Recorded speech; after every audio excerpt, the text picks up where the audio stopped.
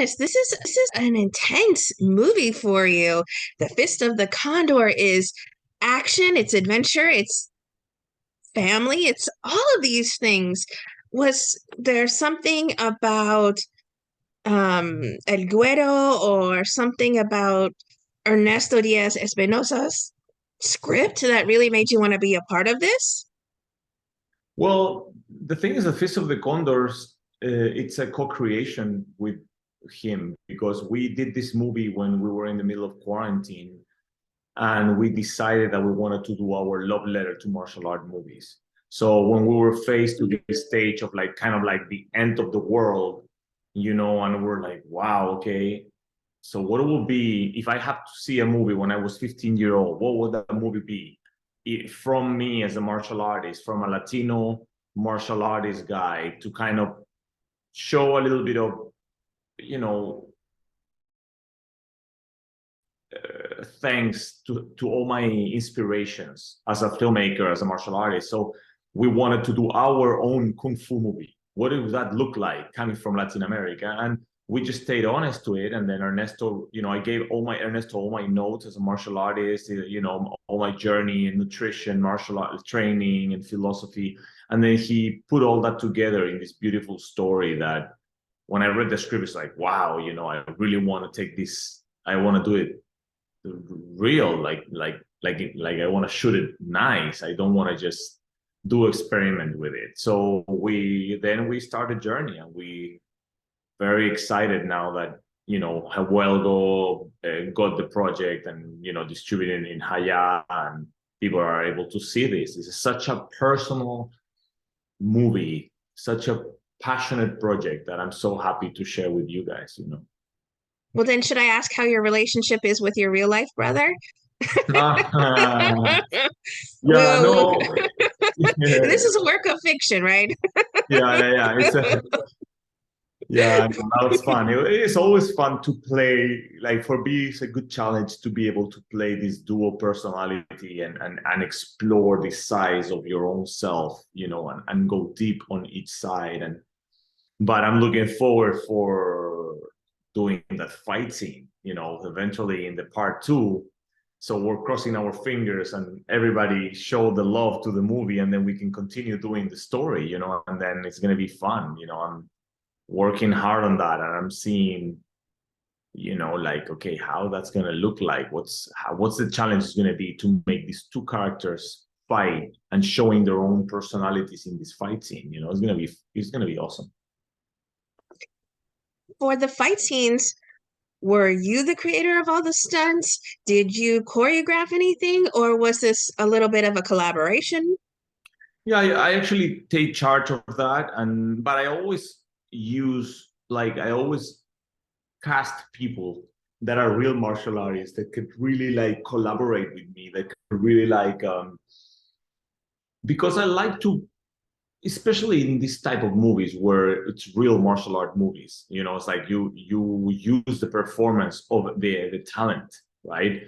So I love to co-create with them, and try to bring as much as I can from each actor, of each fighter or martial artist. So I try to be flexible and open, and try to like listen what they have to say, and bring all their techniques in front of the screen, and my character, make him react from their abilities. So I use these different characters, real martial artists, to put me on the spot, and then I gotta know, okay, now what I will do if he attacks me like this. So then it's a conversation. Okay, if I do this, okay, how you attack me? Okay. What about if I respond like this? What you'll do? And then it's the kind of like a real situation, turn it into a movie and into a choreography. So that's kind of the way I like to do it when I'm doing my own movies. Then is it all of you doing the stunts yourself? I mean, physically doing the stunts. It's only you. There's nobody substituting for you. No. In my martial arts and my skills, no.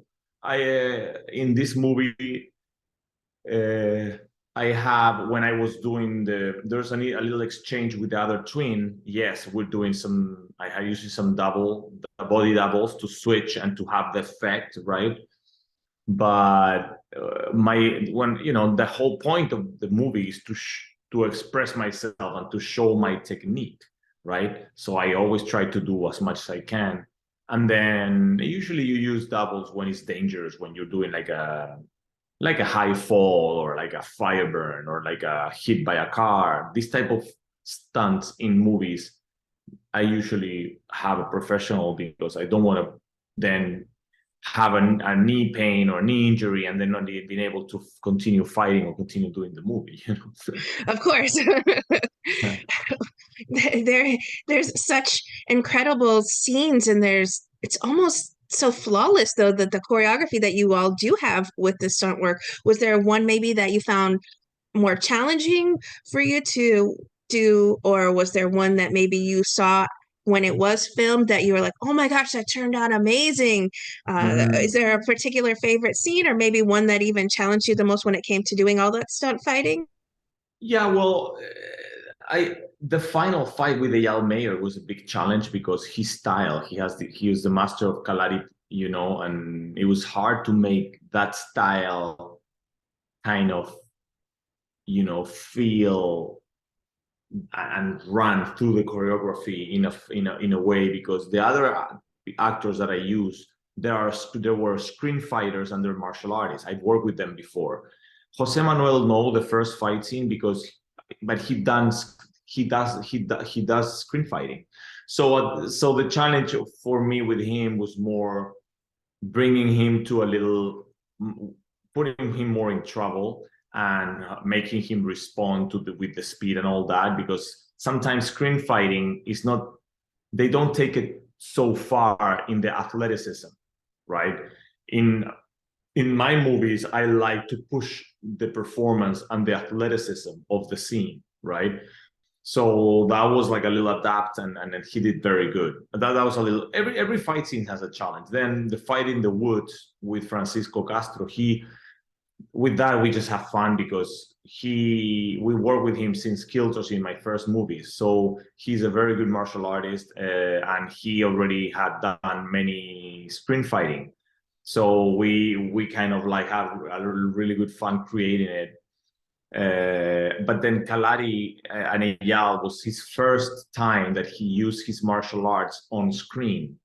So it was a process of learning, okay, this is the real martial arts and this is the martial art that works on camera.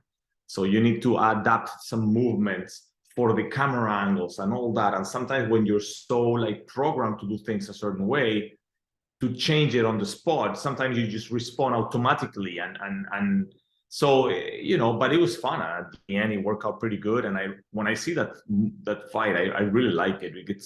We were able to add these animal flows and these animal movements, and I feel it gives that little thing to that fighting that is very special, without losing the power and without losing the explosiveness.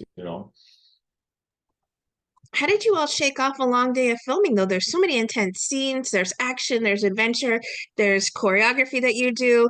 You're doing it all at once, so your adrenaline is probably way up there when you're shooting, and then after a long day, you just kind of crash. So how do you shake off a long day of doing all those big scenes? Hot bath, cold bath? Yeah, well, nutrition is very important, and yeah, it's an adrenaline ride that I train my whole life for it. Like I approach a movie as an Olympic Games. So I tune my training, I tune my nutrition, and I know that I'm going to war like those days. I know that it's going to be tough, and I'm mentally prepared. That it's like your competition. It's like an athlete that prepares all his life to go to the World Cup. It's kind of the same feeling, because in this type of movies, the scenes rely on the performance. So if you're not physically prepared, then there's no much you can do on the scene. If you get tired on take number 5, okay, guess what? You gotta be fighting 10 hours. and because you don't have a budget to shoot forever. Like some of the scenes are shot in 2 days, 3 days, 10 hour a day fighting. So, and you cannot be just, imagine start a day and everything very fast and explosive. And then by the end of the day, you're like, oh, and then of course you cut all that together and it's only 1 minute or 2 minutes. So you will feel the difference of energy. So you need to make sure you arrive there ready. And that's a very important thing. And well, just rest and some massage and like cold baths and all that work. Trust me, all that sauna, trying to stay alive and be ready for the next day. The good thing with Fist of the Condor was that because of the quarantine, we were able to shoot 1 week and then stop for like a couple of weeks and then shoot another week and then stop for another couple of weeks because of the quarantines and all these things. So I think that was a very positive thing that allow us to kind of shoot and then program, planning, training, recover, and then shoot again. It was not like 5 weeks or 6 weeks in a row, where sometimes that could get very tough, physically. This is such a powerhouse movie, start to finish. Oh, I'm wondering, what do you think it is about Fists of the Condor that's going to make it a fast fan favorite, not just, kung fu movie, but also action picture?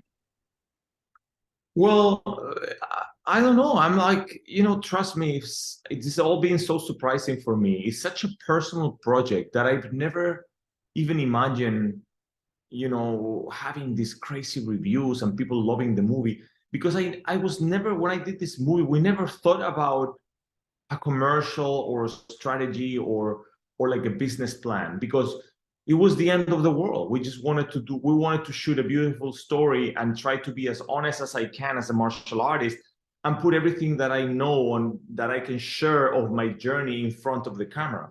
And now suddenly finding that is very appealing to people, and they feel empathy, and they kind of appreciate that, maybe that truth or that honesty from us as filmmakers.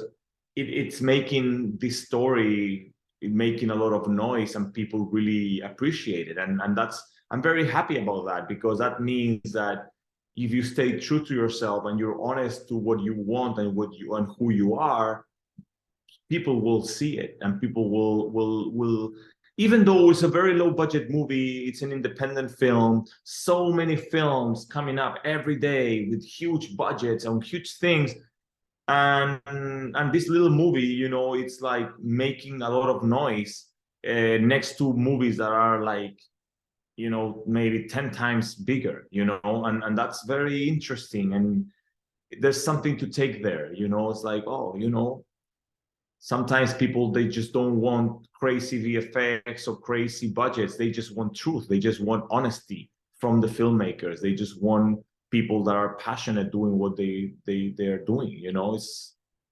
So yeah, it's like very interesting.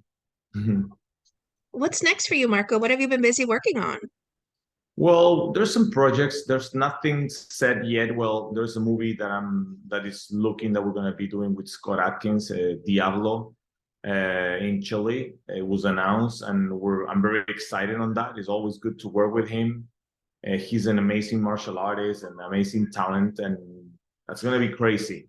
I cannot wait to start doing that, because it's going to be a good one. But also something that I would love to is to continue Fist of the Condor. Like, I would love to. We're already throwing some ideas. We're doing some sketches for the comic book. So we want to expand the world of the Fist of the Condor. I have my fingers crossed. Yes. Well, it's up to you guys. That's right. You It know, is up to the viewership. it's up to, yeah. At the end, you guys have the power, because the business, the industry will give you whatever you guys want, and then the way to do that is to support it and to not do it in the illegal way, like to support it in the right Yes, way. yes, yes. because some people they think, I saw it, I give all my thumbs up, but I just download it, and then the people is like they don't understand. And even though I appreciate that you're watching and you're supporting, but what you don't understand is that they don't have a way to follow that. So the only way for them to understand, oh, there's a demand of this, is that they see their numbers, they see their curve, they Mhm. go, you know what? We did DVDs and people got them, like they bought them. We put it in Haya and it's #1 on the streamer. Oh, you know what? People want to see this. So and then they go, oh, you know what? Let's continue the story. It's as simple as that. Absolutely. What would you like to say then to everyone who are fans and supporters of the incredible movies you make? Mm-hmm. I want to say to them, thank you so much, because you guys are the reason why I train every day and I try my best to give you guys uh, a very, very honest and truthful experience through my movies.